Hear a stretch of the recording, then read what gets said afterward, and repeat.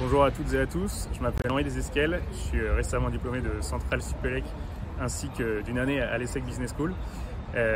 J'ai fondé avec deux cofondateurs, Rodolphe et Léon, qui ont fait HEI et INP Felma Grenoble, Osiris Agriculture. En fait, nous sommes trois fils et frères d'agriculteurs, du coup diplômés d'école d'ingénieurs, et nous développons le premier service robotique européen pour les cultures d'industrie, c'est-à-dire tout ce qu'on va retrouver sous forme de surgelés, conserves, chips, pommes de terre, carottes, oignons, épinards, haricots, qui a pour but d'automatiser l'irrigation dans un premier temps et en fait de faire gagner du temps, de l'eau, des intrants, en somme de l'argent aux agriculteurs.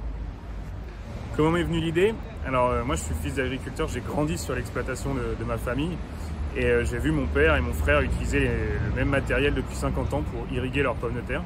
C'est-à-dire qu'en 2020, année très sèche, c'est 350 heures de travail, les soirs, les week-ends, les jours fériés, du travail manuel, aliénant, qui en plus, la machine n'est pas efficace dans son utilisation de l'eau.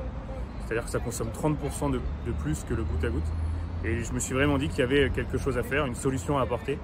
Et la robotique s'est vraiment imposée à moi dans ses possibilités et dans la possibilité du coup d'améliorer le quotidien à la fois de ma famille, de centaines d'agriculteurs, et puis d'avoir un impact environnemental bénéfique avec 30% d'économie d'eau.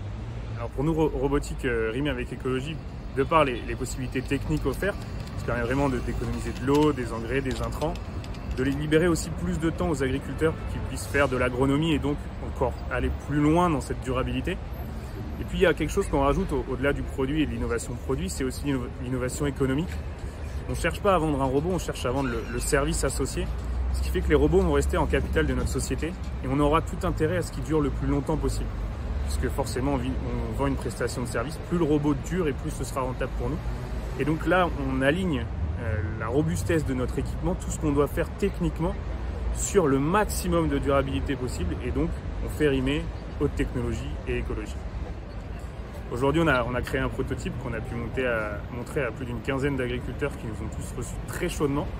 On est en train d'itérer vers une pré-série avec 2 robots, avec des partenaires industriels, des sous-traitants pour l'été prochain, avec l'objectif de monter en puissance en 2023 puis 2024 et espérer la rentabilité pour ce moment-là. Aujourd'hui, on recrute aussi des stagiaires, des CDI, on cherche des fonds pour vraiment aider l'agriculture de demain et rendre nos frites les plus durables possibles.